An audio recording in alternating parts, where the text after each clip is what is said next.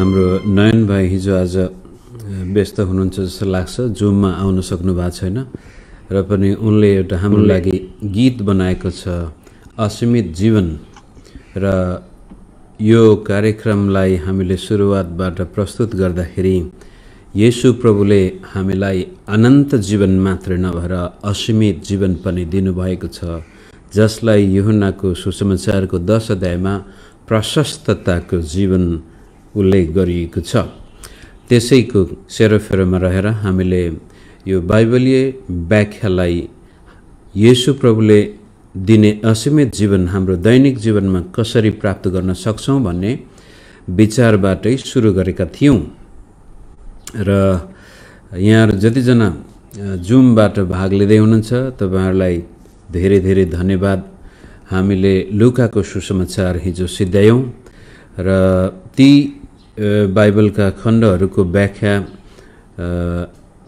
Facebook पेजमा तथा YouTube च्यानलमा पनि राखिएका छन्।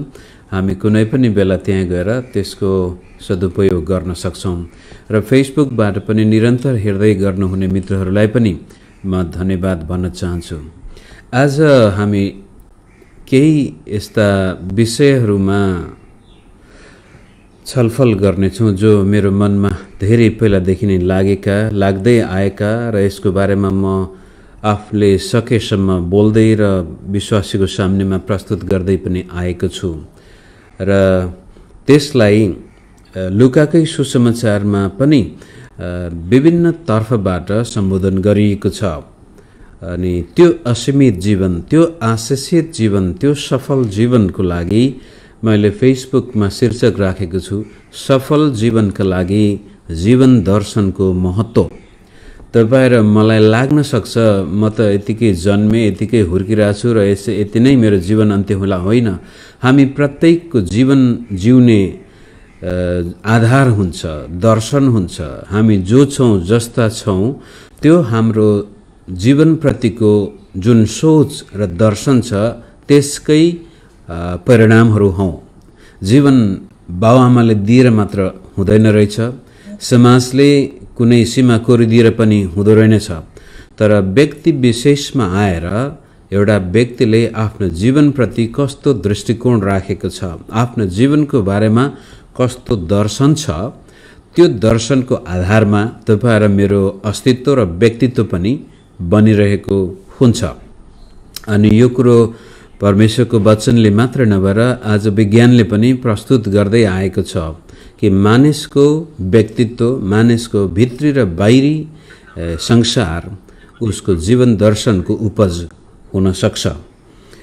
त्यसलाई अगाडि लैजान पहिलो कुरो हामी एउटा भजन संग्रह पहिलो अध्यायबाट सुरु गरौं। आज धन्य हो त्यो मानिस जो दुष्टहरूको सल्लाहमा हिँड्दैन, जो पापीहरूको मार्गमा खडा हुँदैन अनि गिल्ला गर्नेहरूको संगतमा बस्दैन, तर परमप्रभुको व्यवस्थामा नै त्यो खुसी रहन्छ र त्यसले दिनरात उहाँकै व्यवस्थामा मनन गर्छ।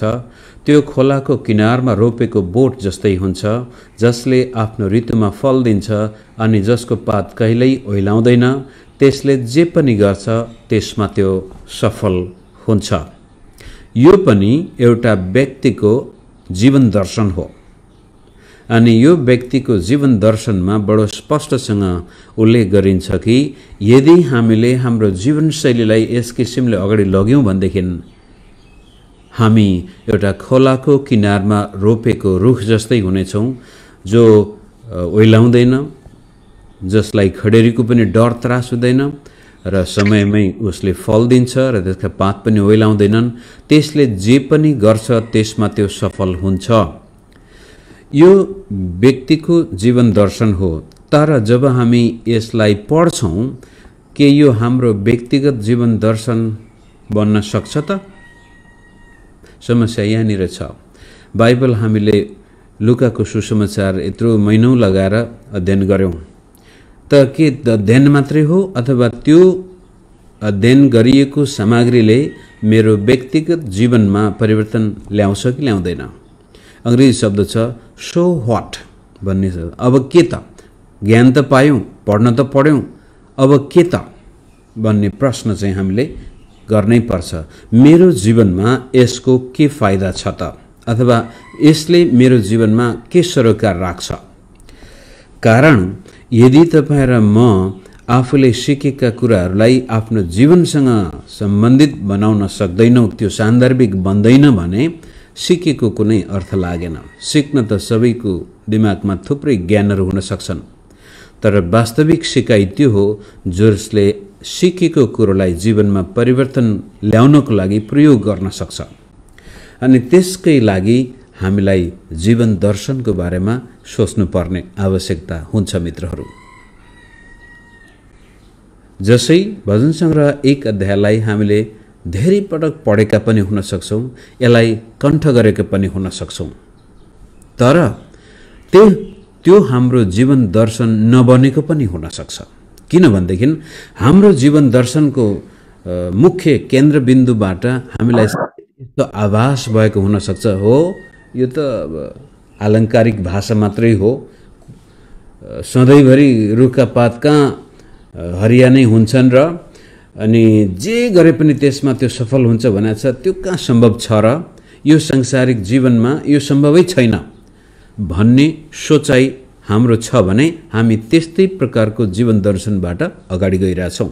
त्यसले गर्दाखेरि बाइबलमा हामीले जस्तासुकै परमेश्वरका प्रतिज्ञा पढे पनि त्यसले जीवनमा परिवर्तन ल्याउँदैन, किनभने हाम्रो जीवन दर्शनले के भन्दैछ, यो सम्भव छैन।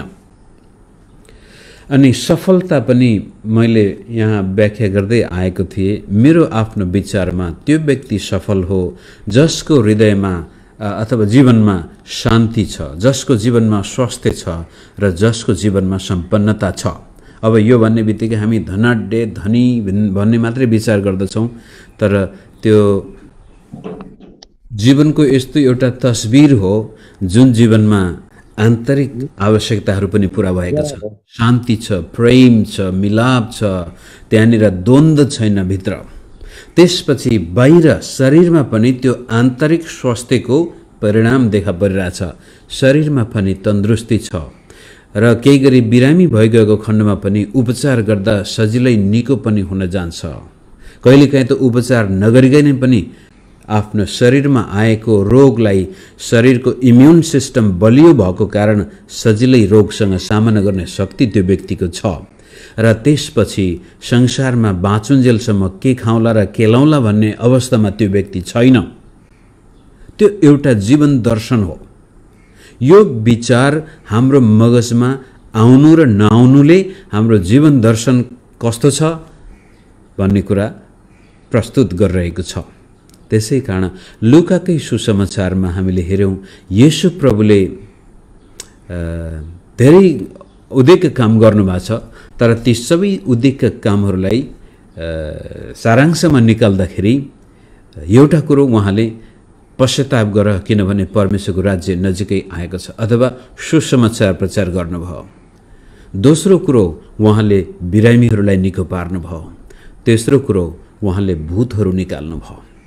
अनि त्यसलाई मनन गर्दै गर्दा सायद हामीले उल्लेख गरेका थियौँ, किन चाहिँ ख्रीष्ट येशूको लामो खण्ड के भन्छ सेवकाईको लामो अवधि त्यो लिखित रूपमा जति पनि सुसमाचारले येशू प्रभुका कार्य प्रस्तुत गरेको छ, तिनीहरूमा अधिकांश समय प्रभुले रोगीहरू निको पारेको हामी देख्दछौँ। सुसमाचार प्रचार गर्नका साथसाथै त ख्रीष्ट येशू तपाईँ र मेरो शरीरलाई पनि प्रेम गर्नुहुन्छ र तपाईँ र मेरा शारीरिक आवश्यकताहरू पनि येशू प्रभुको त्यो मुक्तिको कार्यबाट बाहिर पर्दैनन्। दोस्रो कुरो, येशू प्रभुले भूतहरू निकाल्नुभयो, शैतानबाट पिलिएकाहरूलाई स्वतन्त्रता दिनुभयो भन्ने कुरा छ।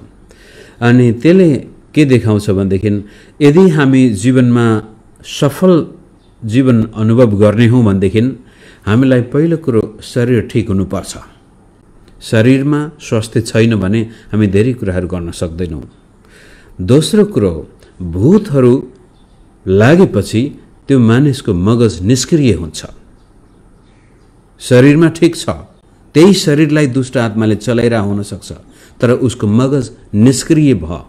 अनि मगजको निष्क्रियताबाट त्यो जीवनमा केही गर्नै सकिँदैन। त्यसै कारण प्रभुले अझ अर्को पक्ष सेवाको पक्ष थियो भूतहरूलाई निकाल्नु, ताकि मानिसको मानसिक चंगाई पनि आओस्। शारीरिक चंगाईका साथसाथै मानसिक चंगाई र सुसमाचारले चाहिँ हाम्रो आत्मिक चंगाई ल्याऊ। यस किसिमले लुकाको सुसमाचारलाई हामीले समग्र रूपले हेर्यो भने उहाँ हाम्रो मुक्तिदाता हुनुहुन्छ। मुक्तिदाता भन्ने शब्द पनि लुकाले मात्र प्रयोग गरेको छ। अनि त्यो मुक्तिदाता जसले तपाईहरु मेरो प्राण, आत्मा, शरीर समग्र रूपले मुक्ति दिन खोजेको छ। तर त्यो मुक्तिलाई प्राप्त गर्न अब हाम्रो जीवन दर्शनको भूमिका आउँछ। अनि लुकाले अरु सुसमाचार भन्दा बढी विश्वास भन्ने शब्द प्रयोग गरेको छ र येशू प्रभुकै मुखबाट पनि 4 पटक यो वाक्यांश निस्केको छ कि तिम्रो विश्वासले तिमीलाई निको पारेको छ, तिम्रो विश्वास अनुसार भएको छ, होस्, तिम्रो विश्वास अनुसार होस्। लगभग यो पिस्टिस भन्ने शब्द विश्वास र विश्वास गर्नु दुईटा बेग्ला बेग्लै शब्द हुन्। विश्वास भनेपछि के भन्छ नाउन, विश्वास गर्नु भनेको भर्ब। नेपालीमा तपाईले बुझिदिनु होला। अरु सुसमाचार भन्दा बढी लुकाले प्रयोग गरेको छ। हुन त विश्वास गर्नु त यूहन्नाले सबभन्दा बढी प्रयोग गर्छ, तर विश्वास भन्ने शब्द तिम्रो विश्वास अनुसार होस्, तिम्रो विश्वास अनुसार होस्, त्यो शब्द प्रभुले लुकाले त्यो शब्दलाई बढी उल्लेख गरेको छ। त्यसले के देखाउँदैछ भनेदेखि तपाईं र मेरो जीवन दर्शनले जीवनमा धेरै ठूलो भिन्नता ल्याउँछ। अनि त्यो जीवन दर्शनको पछाडिपट्टि तिम्रो विश्वास अनुसार होस् भन्ने वाक्यांशले अझ बढी स्पष्टता ल्याउँदछ। त सफल जीवनको लागि तपाईं र म भित्रको त्यो दर्शन कस्तो छ,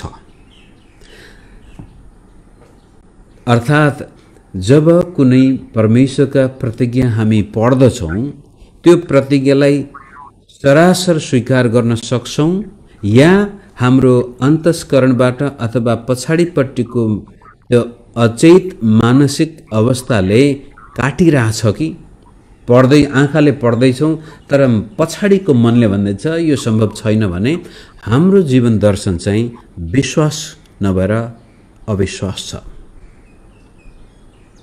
विश्वास नभएर शंका छ। अनि त्यसपछि त्यो हुनुको पछाडिपट्टि के हुन सक्छ भने विगतमा हाम्रा थुप्रै तिता अनुभवहरू, पाएका धोकाहरू, झुटा आश्वासनहरू, तितो अनुभवले हामीलाई कहिलेकाहीँ जीवनमा सफलता प्राप्त गर्न सकिन्छ अथवा म पनि जीवनमा शान्ति खुशी साथ जीवन जिउन सक्छु, म पनि जीवनमा मेरो शरीरमा स्वास्थ्य जीवन पाउन सक्छु, म पनि हातमा 2-4 पैसा अरूलाई मद्दत गर्न सक्ने खालको व्यक्ति भएर बाँच्न सक्छु भन्ने त्यो जीवन दर्शनको पछाडिपट्टि शंका हुन सक्छ। यो सम्भव छैन। अनि जसले गर्दाखेरि ख्रीष्ट येशूमा विश्वास गरेको वर्षौं भइसक्दा पनि हाम्रो जीवनमा अशान्ति, हाम्रो जीवनमा अस्वस्थता, हाम्रो जीवनमा गरिबी, घटीकमी, अभाव,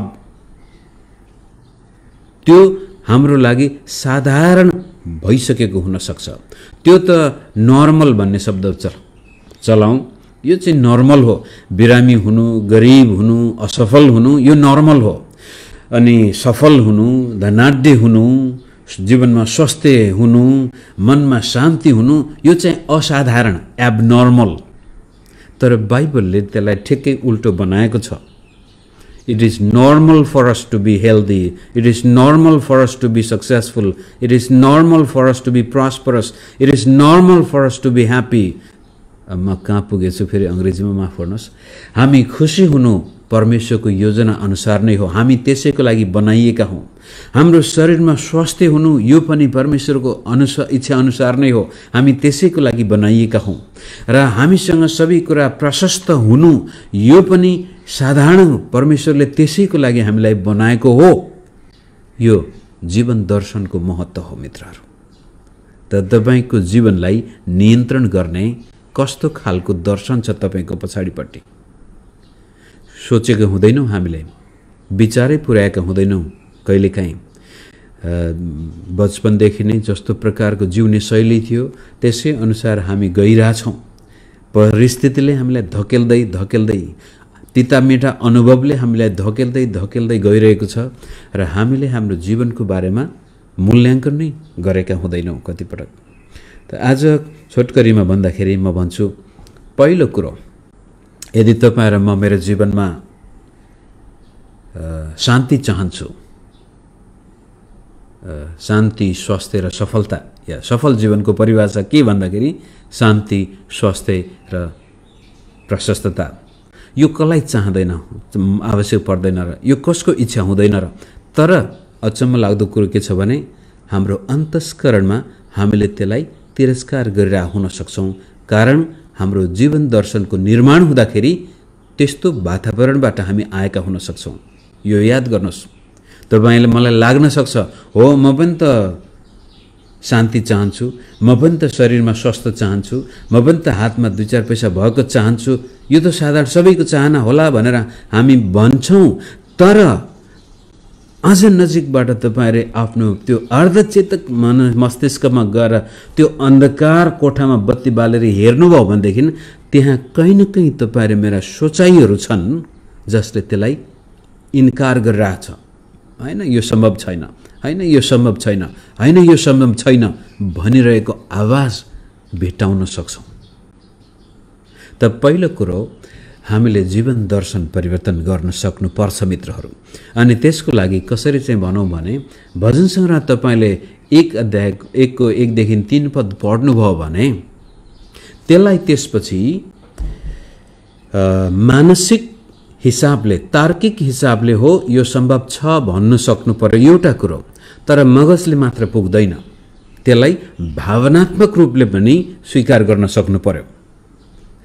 हो यो सत्य हो। जसै लुका 24 अध्यायमा हामीले हेर्दै आएका थियौँ, चेलाहरूले येशूको बारेमा मानसिक रूपले थाहा थियो, मसीह आएर यस्तो गर्नुपर्छ, यो त उनीहरूले सुनेको थिए, पढेका थिए, प्रभुले धेरै पटक भनेको थियो। तर तिनीहरूको हृदयमा त्यो भावनात्मक रूपले त्यसलाई समात्न सकेका थिएनन्, जसको कारण उनीहरूमा विश्वासको कमी देखिन्छ। त्यसै किसिमले पहिलो कुरो, येशू ख्रीष्टलाई विश्वास गर्ने व्यक्ति अथवा बाइबल अध्ययन गर्ने व्यक्तिले यो निश्चित रूपले मानसिक रूपले पनि, मगजको हिसाबले पनि, अन्डरस्ट्यान्डिङको रूपमा स्वीकार गर्नु पर्यो कि हो यो जीवन सम्भव छ, र त्यसपछि त्यसलाई भावनात्मक रूपले पनि स्वीकार गर्न सक्नु पर्यो। जसै उदाहरणको लागि, मेरो श्रीमतीसँग विवाहको कुरो गर्नुभन्दा अगाडि करिब 7-8 महिना चिनजान भएको थियो, भेटघाट भएको थियो। मानसिक रूपले केही कुरा थाहा थियो, फलानु व्यक्ति को हो, कहाँको हो, कस्तो हो। अनि त्यो हिसाबले एउटै स्कुलमा पढ्दाखेरि ज्ञान थियो, चिनेको थियो। तर जब विवाहको कुरो चल्यो अथवा मैले गएर प्रस्ताव राखेँ, म तिमीलाई मन पराउँछु, तिमी मसँग बिहा गर्न चाहन्छौ भन्दाखेरि त्यति बेलासम्म पनि त्यो भावनात्मक नभएर मानसिक मगजको हिसाबले ज्ञान थियो। तर जुन दिन उसले हुन्छ भन्यो त्यसपछि त्यो भावना जोडियो बडो गजबले। अब तपाईँहरूमा जसले प्रेम विवाह गरेका छौँ, कतिजना जवान हुनुहुन्छ, तपाईँलाई त्यो माघी विवाहमा पनि जब तपाईँ साँच्चै लोग्ने स्वास्नी भएर बस्नुहुन्छ र त्यहाँ प्रेम पैदा हुन्छ, तब थाहा हुन्छ यो भावनात्मक कनेक्सन कस्तो हुँदो रहेछ।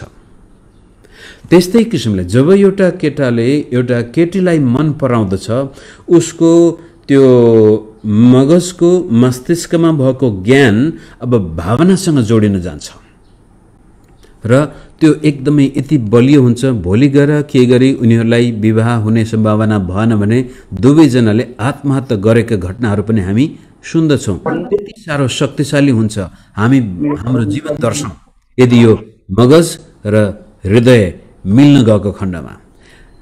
येशू प्रभुले दिएको सन्देश, बाइबलले दिएको सन्देश जब तपाईँ र म यस किसिमले मगजमा र साथसाथै हृदयमा, सोचाइमा र भावनामा त्यसलाई जब स्वीकार गर्दछौँ र यो हो यो सम्भव छ, मेरो जीवनमा सायद त्यो नहुन सक्छ, अहिले मेरो शरीरमा स्वास्थ्य नहुन सक्छ राम्रोसँग, मेरो हातमा 2 पैसा नहुन सक्छ, तर यो जीवन सम्भव छ भनेर हाम्रो सोचाइ र भावनाले मिलेर त्यसलाई हामी स्वीकार गर्छौं भनेदेखि त्यसपछि के हुन्छ, अगाडिको मगजले भनिरा हुन सक्छ तपाईलाई, त गरिब होस्, त कमजोर छस्, तर तपाईको जीवन दर्शनले के भन्छ, होइन त गरिब होइनस्।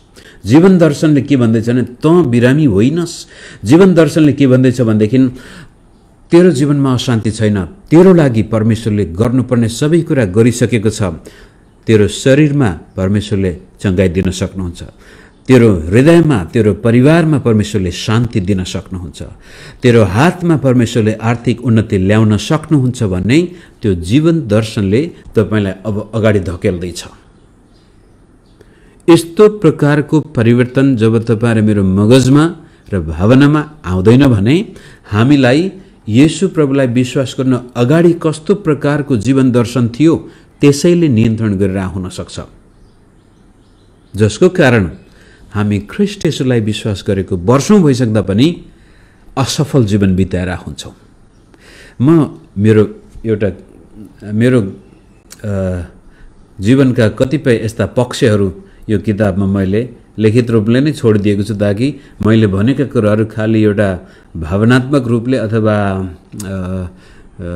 शिक्षाको रूपले मात्र नभएर अनुभवको हिसाबले पनि भन्न सक्छु। जसै उदाहरणको लागि एक पटक एसएलसी पास गर्न अथवा एसएलसी 10 क्लासमा पढ्दाखेरि म कसैको घरमा बसेर भाँडा माझ्दै आफ्नो पेट पाल्दै बसेको थिएँ। मसँग लाउने लुगा थिएनन्। त्यो घरको मालिकले दिएको प्यान्ट लागेको थिए। 10 क्लासमा पढ्दैछु अनि एक दिन प्यान्ट फाट्यो, पछाडिपट्टि पल पर्यो र के गर्ने होला, सायद सुरुमा त दिएको थियो भनेर फेरि माग्दाखेरि बडो नराम्रो गाली खानु पर्यो। तँलाई हिरो बन्नु पर्या छ, त्यही प्यान्ट सिलाएर लाउन सक्दैनस्।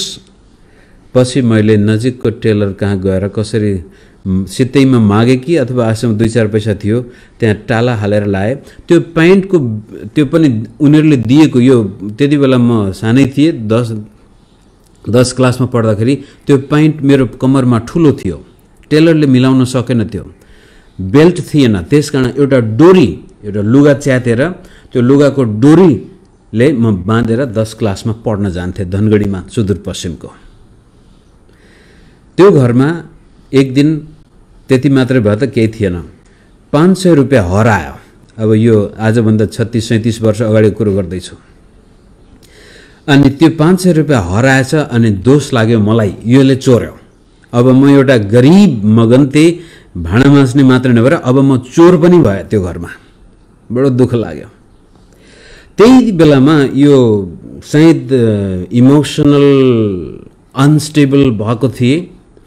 त्यही बेलामा यस्तो गजबको त्यो के भन्छौँ त्यसलाई हामीले, स्मल पक्स कि चिकन पक्स, स्मल पक्स त सिद्धिसक्यो क्या हो, ठेउला कि के भन्छौँ, ती एकदमै अनुहारमा यत्रा फोका निस्केर त्यो फोकाहरू यति ठुला भयो कि मेरो त जिउभरि आएर सुत्न नै नसक्ने, यता पनि पल्टिन नहुने, उता पनि। जीवन एकदमै नारकीय भयो त्यो घरमा।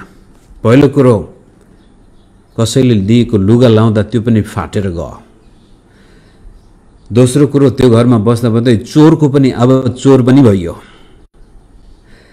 तेस्रो कुरो यो रोगले मलाई यस्तो नराम्रोसँग सदा अहिलेसम्म थाहा छ, जीवनमा सुतिरहेको थिएँ, म पलङमा पल्टिरहेको थिएँ अनि यस्ता भावनाहरू उर्लेर आएका थिए कि यो सुतेको बेलामा स्याक्टै मर्दिएको भए कति राम्रो हुन्थ्यो होला। त्यसपछि कता कता त्यो एकदमै जीवनको पीडमा पुगेको बेलामा मानसिकतामा एक किसिमको चुनौती आउँदछ। होइन, मैले त्यति बेलासम्म खुलमखुला येशूलाई विश्वास गर्छु भन्न सकेको थिएन। म पास्टरकै घरमा थिएँ भने पनि हुन्छ। त्यसपछि मैले यो त अति भयो, मेरो जीवन कि त म मर्छु कि गर्छु। त्यति बेलामा हो मैले आगोले जवाब दिने परमेश्वर भन्ने किताब हातमा पर्यो र नभन्दै त्यो किताब पढि सिद्ध्याए र त्यस किताबले मलाई त्यसपछि बाइबललाई नयाँ रूपले हेर्नको लागि अगुवाई गर्यो र मेरो आँखा त्यसपछि मत्ती 7 को 7 मा पर्न गयो। मेरो बाइबलको पहिलो पद जसले मलाई झकझक्याएको थियो अनि त्यसको अर्थ थाहा थिएन। माग त तिमीहरूलाई दिइनेछ, खोज त तिमीहरूले भेटाउनेछौ, गजगजाउ त ढोका उगारिनेछ। अनि त्यसपछि मेरो गाउँको एकजना हिन्दू दाई हुनुहुन्थ्यो, उद्योग वाणिज्य सङ्घमा उहाँ कर्मचारी हुनुहुन्थ्यो। त्यो दाई कहाँ गएर मैले सोधेँ, दाई मैले यस्तो गजबको किताब भेट्टाएँ। उहाँ मभन्दा 5-7 वर्ष जेठो हुनुहुन्थ्यो, भर्खरै जागिरमा लाग्नु भएको थियो। यो यस्तो गजबको यो किताबले यो भन्छ, तपाईँलाई कस्तो लाग्छ भन्दाखेरि त्यो दाइले के भन्नुभयो, यति मात्रै है भाइ, त्यहाँ को आउँछन्, कस्तो आउँछन्, त्यहाँ गोराहरू पनि आउँछन् कि आउँदैनन्, उहाँको छुट्टै प्रश्न थियो। अनि यो किताब त पढ्नु हुँदैन भनेर लगाइदियो अन्त्यमा। तर मैले त्यसपछि त्यो मत्ती 7:7 जीवनमा एउटा चुनौतीपूर्ण तरिकाले हो, यदि यो येशू ख्रीष्ट जसलाई मैले अहिलेसम्म एउटा उत्तम पुरुषको रूपमा हेरिरहेको थिएँ, उत्तम गुरुको रूपमा हेरिरहेको थिएँ, उहाँ यदि साँच्चै जीवित हुनुहुन्छ भने अब म त्यसपछि मागेर हेर्दछु। मेरो एसएलसी पासको कथा लामो छ, त्यहाँ नजाउँ। मैले जिन्दगीमा कहिले पनि राम्रोसँग स्कुलमा पढ्न पाएको थिएन। त्यो स्कुलमा पढ्दाखेरि कहिले मेरा पूर्ण किताब पनि हुँदैन थिए र गाउँको स्कुलमा त त्यतिकै सबैले चिन्जान भएकै कारण हुर्का त्यतिकै पास गरिदिन्थ्यो। तर यो एसएलसी पढ्दाखेरि सदरमुख धनगढीमा आउँदाखेरि त त्यहाँ चिनेको कोही पनि थिएन। एसएलसी पास हुनु त्यो बेलामा बडो ठुलो एउटा पहाड नै थियो र भन्ने नै हो भने मेरो विचारमा मेरो अहिलेसम्म पक्कै पनि मेरो काका बाउ आफन्त हाम्रो खलकमा पहिलो पटक एसएलसी पास गर्ने त्यति बेलासम्म थिएनन्। 1-2 जना दाइले त एसएलसी पास गरे, तर दोस्रो चोटि तेस्रो चोटि प्रयास गर्दाखेरि त्यो समयमा एसएलसी पास गर्नु भनेको निकै ठुलो उपलब्धि थियो। अनि मैले आफ्नो हातमा केही पनि थिएन। त्यसपछि मैले हे परमेश्वर, म यस्तो गरिब जीवन बिताउन चाहन्न। हे परमेश्वर, म यस्तो रोगले ग्रसित भएको जीवन पनि बिताउन चाहन्न। म मेरो जीवनमा शान्ति चाहन्छु। म त्यसकारण यो कुरो माग्छु, मलाई एसएलसी पास गर्न सहायता गर्नुहोस्। कारण एसएलसी पास गरेको खण्डमा त्यसपछि त जागिरको लागि पनि ढोका खोल्ने, पढाइको लागि पनि ढोका खोल्ने, जे पनि गर्न सकिने सम्भावना थिए। टेस्ट परीक्षा आउनुभन्दा केही महिना अगाडि म यसरी त्यही घरमा किताब पल्टाएर बस्दाखेरि त्यहाँका मुख्य व्यक्तिले आएर भन्यो, एसएलसी त जस्ताले के पास गर्थे र टेस्ट पास हुन्छस् भनेर प्रश्न सोधिएको थियो। अनि आफूलाई थाहा थियो म सम्भावना छैन, र पनि लामो समयसम्म मैले टेस्ट परीक्षा आउनु अगाडि पनि बिहान किताब खोल्नुभन्दा बेला मत्ती 7:7 खोल्दा, हे परमेश्वर, तपाईँले भन्नुहुन्छ माग त दिनेछ, मलाई विश्वास छ तपाईँले गर्न सक्नुहुन्छ। त्यसपछि टेस्ट पनि पास भए। र यसको मतलब बाइबल मात्र होइन, मैले किताब पनि पढ्न थालेको थिएँ। तर मेरो मगजमा यो त्योभन्दा अगाडि यो निश्चित थाहा थियो म पास हुँदिनँ।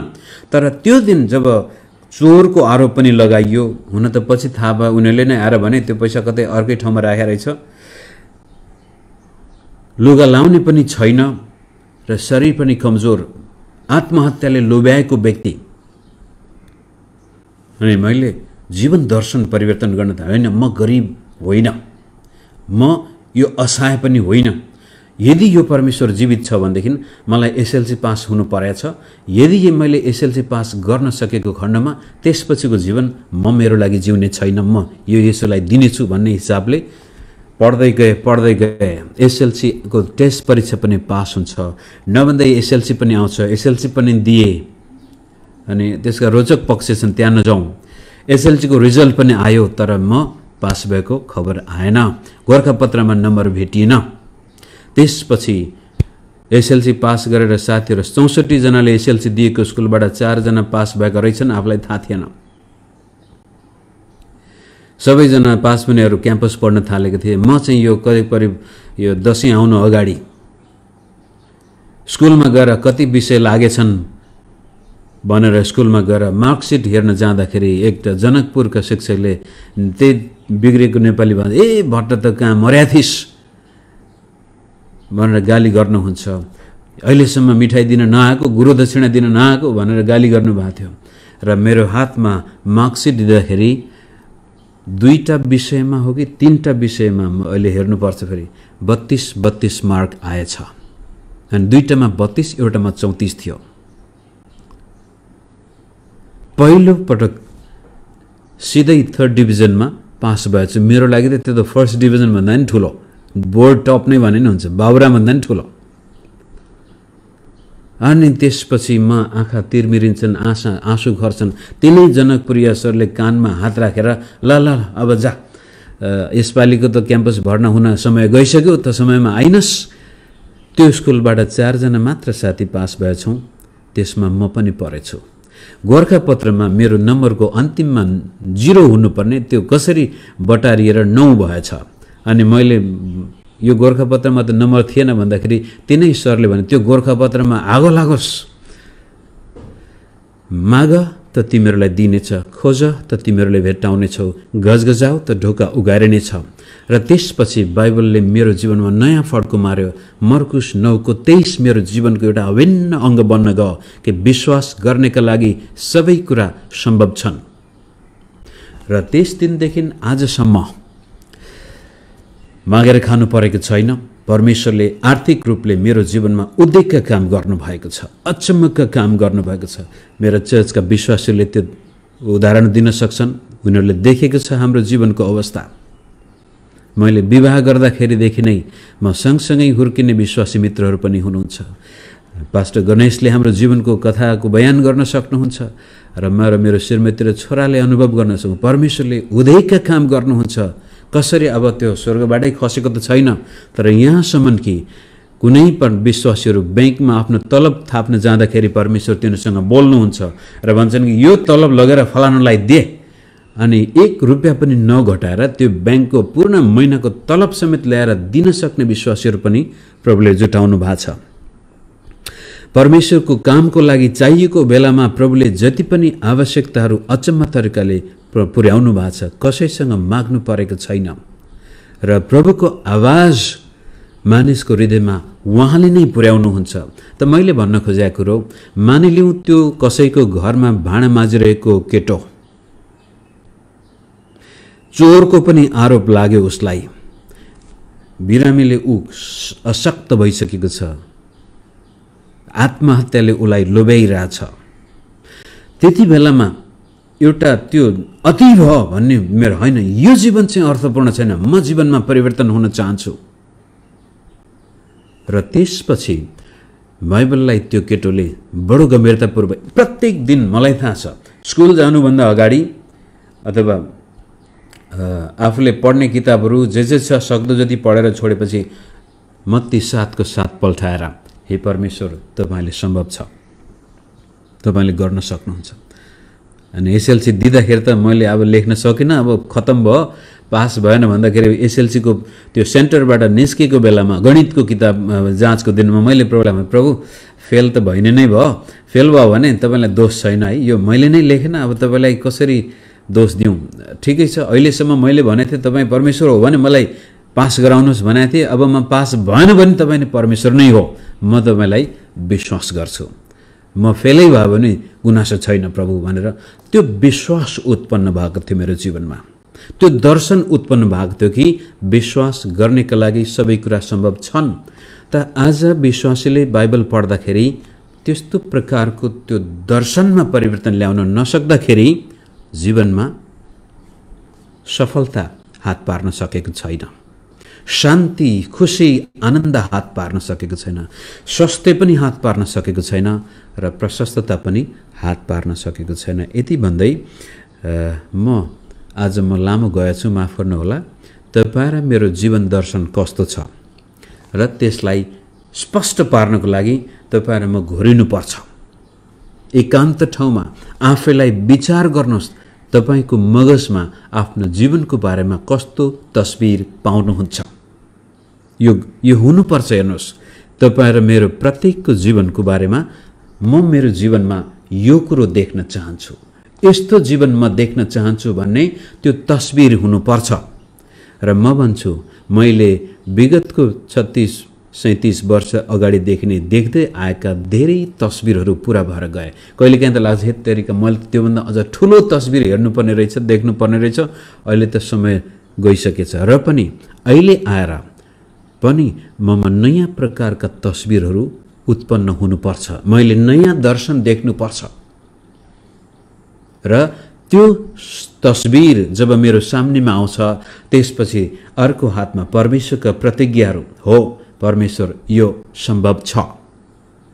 र यस किसिमको सोचाइ हाम्रो आएको खण्डमा परमेश्वरको वचन र यीशु ख्रीष्टले दिएको जीवनलाई यस किसिमले हामी हेर्छौँ भने हाम्रो जीवनमा बाइबलले वास्तविक परिवर्तन ल्याउँछ, काल्पनिक परिवर्तन मात्र होइन।